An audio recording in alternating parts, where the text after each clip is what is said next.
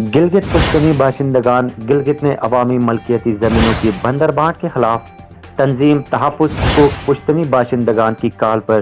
صوبائی حکومت، ضلع انتظامیہ اور تحصیل انتظامیہ کے خلاف احتجاج کشور چوک، مومن بازار، کلمہ چوک، کیپٹن ضمیر شہید چوک، ملت پلازا، شہید ملت روڈ، نگرل، امبری زیرو پوائنٹ، اسپتال روڈ سمیت متعدد مقامات پر سڑکیں بند کر کے احتجاج شروع کر دیا۔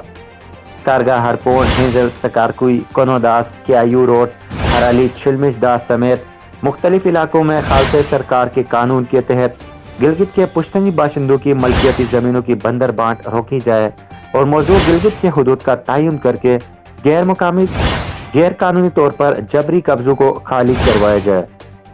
تنظیم تحفظ حقوق پشتنی باشندگان گلگت کا حکومت سے پرزور مطالبہ۔